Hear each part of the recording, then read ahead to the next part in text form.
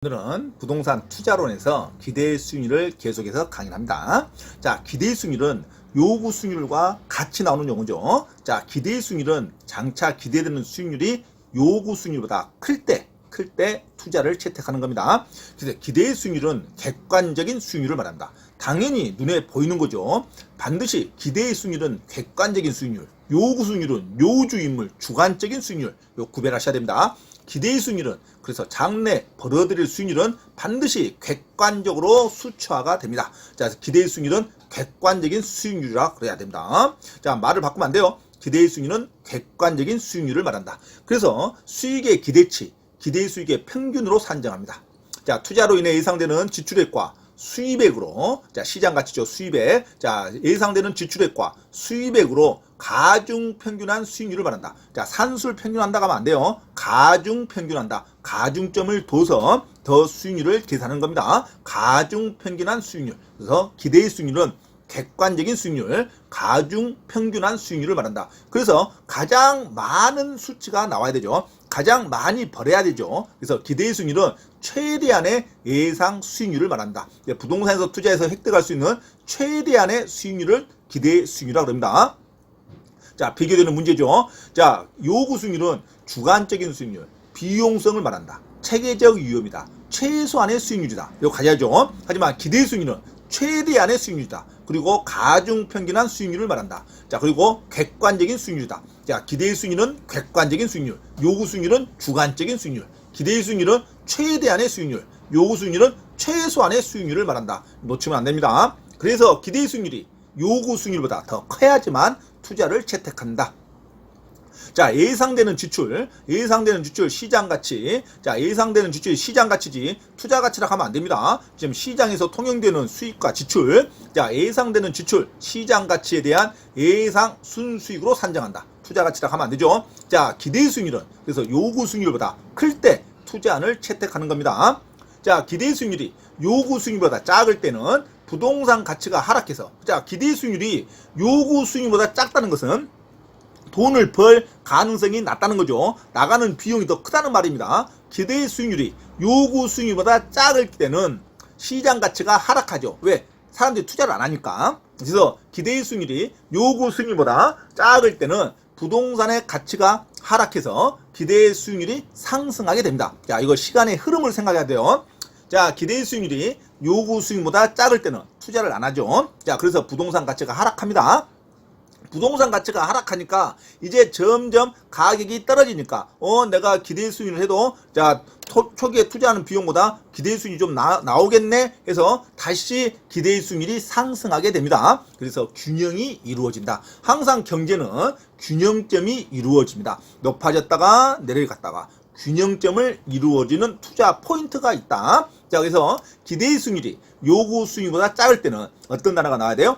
부동산의 시장 가치가 하락해서 그 다음에 기대 수익률이 상승한다. 그래서 균형이 이루어진다. 맞는 문장으로 가시면 됩니다. 자, 투자 위험과 기대 수익률은 항상 위험과 수익은 정의 비례관계다. 자, 정의 비례관계를 상관관계라 그럽니다. 정의 상관관계, 비례관계입니다. 그래서 위험이 높으면 수익도 높다. 투자와 위험과 기대 수익률은 정의 상관관계를 가진다. 이렇게 보시면 되죠. 그다음에 무위험률. 자, 무위험률이라는 것은 자, 항상 확실하게 무위험률. 자, 요구 수익률에 포함되는 단어가 무위험률입니다. 그래서 무위험률은 확실하게 장래 수익이 기대될 수 있는 수익률을 무위험률이라고 합니다. 이게 무위험률은 일단은 위험은 없어요. 하지만 시간의 흐름이 중요하다 이거죠. 시간에 대한 위험은 있다. 됐죠? 그래서 무위험률은 확실하게 장래 수익이 기대되는 수익률을 무위험률이라고 합니다. 자, 국공채 이자율, 그다음에 정기예금 이자율 상승한다. 이것은 무위험률이 커지는 거죠. 자, 국공채 이자율이나 정기예금 이자율이 올라간다. 그러면 무위험률이 커진다. 자, 위험 할증률은 영향이 없습니다. 자, 국공채 이자율과 정기예금 이자율이 상승하면 이자가 높죠. 하지만 그때까지 묻어놔야 되죠. 미리 찾으면 이자를 못 받죠. 이런 것을 무위험률이 커진다. 이렇게 보시면 됩니다. 그래서 무위험률은 순수 수익률을 말하죠. 확실하게 돈을 벌 수 있는 이자가 단 시간이 있어야 된다. 됐죠?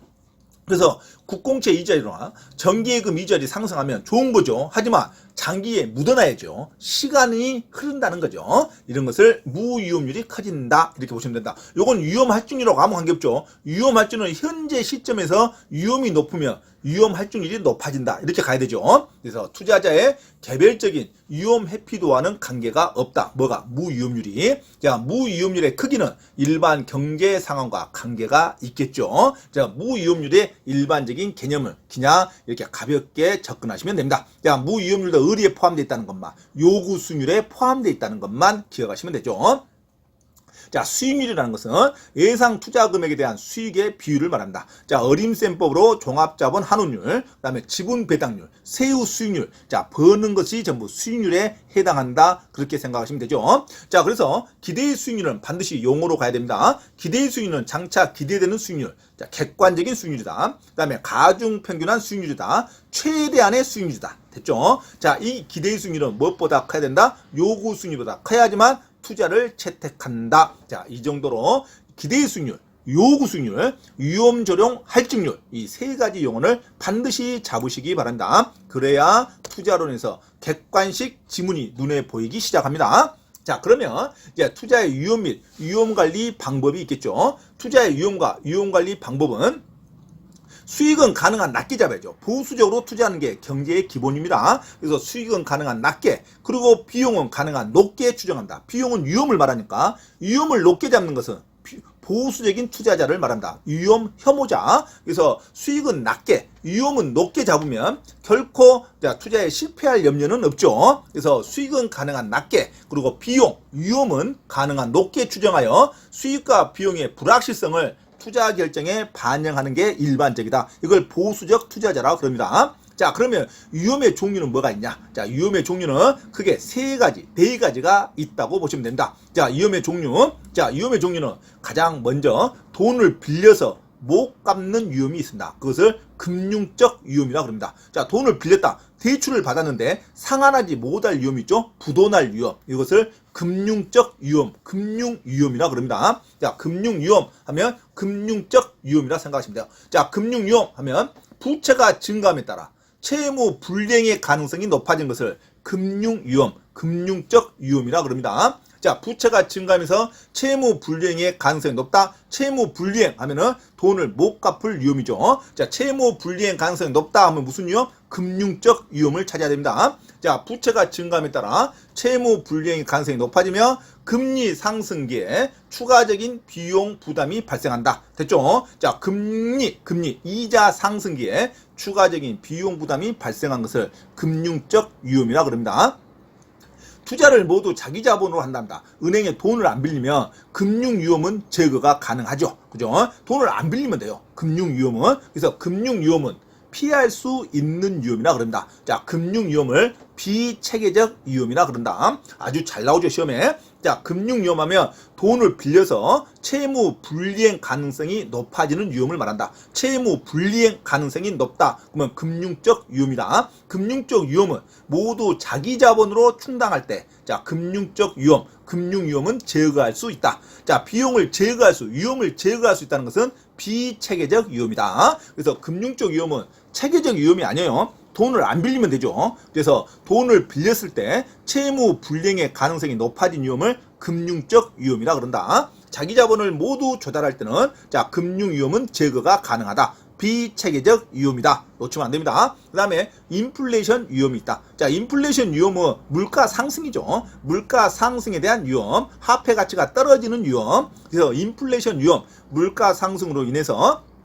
수익성이 저하될 가능성을 말한다. 인플레이션 위험이라고 그럽니다. 자, 부동산 가격이 물가 상승률과 연동하여 상승하는 기간에는 인플레이션을 방어하는 효과가 있습니다. 자, 부동산을 투자하면 인플레이션에 방어가 됩니다. 화폐 가치는 떨어지만 부동산 가격은 계속 오르죠. 그래서 물가가 오를 때는 부동산에 투자하는 게 훨씬 유리합니다. 현금을 갖고 있는 것보다. 그래서 부동산에 투자한다. 부동산의 가격은 무엇을 방어한다? 인플레이션을 방어한다. 부동산 엣지 효과가 있다. 이건 맞는 말입니다. 이제 인플레이션 위험은 물가 상승에 대한 위험이다. 부동산 가격이 물가 상승률과 연동하여 상승하는 기간에는 인플레이션을 방어하는 효과가 있다. 맞는 말로 갑니다. 자, 차입자에게 돈을 빌리는 자에게 고정금리 대출을 실행하며, 고정금리는 이자 변동폭이 없어요. 물가가 오르더라도. 그러면 차입자에게 유리합니다. 그래서 대출자, 은행의 입장에서는 인플레이션 위험이 높아집니다. 이자를 올려야 되는데 이자를 못 올려요. 고정금리로 대출하면. 그래서 고정금리일 때는, 물가 상승할 때는 차입자에게 유리하고, 대출자, 은행의 입장에서는 인플레이션 위험이 높아진다.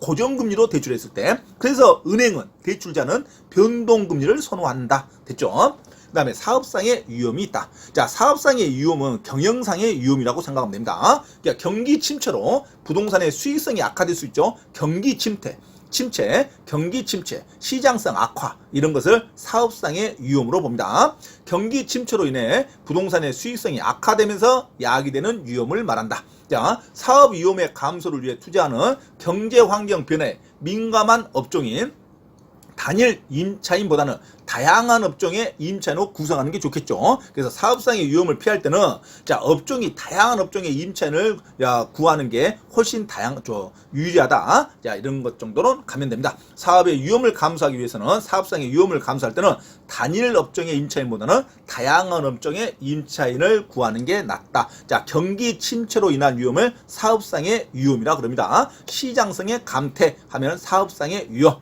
자, 그 다음에 유동성의 위험이 있죠. 유동성의 위험은 현금화의 위험을 말합니다. 돈으로 바꿀 수가 없어요. 환전할 수가 없어요. 부동산은 잘 안 팔리잖아요. 자, 그래서 주식은 그때그때 내놓으면 금방 환전이 되는데, 부동산은 매매되는 기간이 길다 이겁니다. 현금화로 바꾸기가 어려운 위험. 손에 현금을 줄 수 없는 위험, 이것을 유동성의 위험, 유동성은 현금화의 위험입니다. 이제 부동산을 현금으로 전환하는 과정에서 발생하는 시장 가치의 손실 가능성을 의미한다. 부동산은 잘 매매가 안 된다, 이렇게 생각하면 되죠. 자, 돈으로 만들기가 어렵다. 그러면 무슨 위험? 유동성의 위험.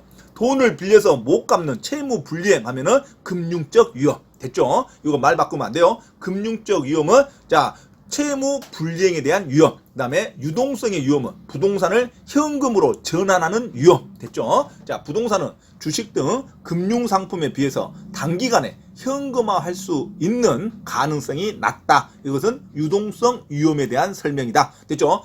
부동산에 대한 위험은 크게 금융적 위험, 채무 불이행에 대한 위험, 그 다음에 인플레이션 위험, 물가 상승에 대한 위험, 그 다음에 사업상의 위험, 자, 경기 침체, 그 다음에 시장성의 위험, 그 다음에 유동성의 위험, 현금으로 전환하기 어려운 위험이 있다. 자, 이 중에 금융적 위험은 자기 자본으로 조달할 때는 금융적 위험을 제거할 수 있다. 금융적 위험은 돈을 안 빌리면 되죠. 그래서 금융적 위험은 비체계적 위험이라 그런다. 자, 그 다음에 인플레이션 위험은 부동산을 갖고 있으면 인플레이션 위험은 방어할 수 있다. 좋은 현상이죠. 부동산에 투자는 인플레이션 발생했을 때 유리한 것이 부동산에 대한 투자입니다. 인플레이션 위험일 때, 물가 상승할 때는 부동산은 인플레이션을 방어할 수 있다. 부동산 엣지 효과가 있다. 이렇게 생각하면 되죠. 사업상의 위험 하면 경기 침체 또는 시장성의 악화, 사업상의 위험. 유동성의 위험 하면은 현금으로 전환하기 어려운 위험. 됐죠? 이런 네 가지 위험이 있다. 됐죠? 그 다음에 위험에 대한 관리에 들어갑니다. 자, 위험에 대한 관리는,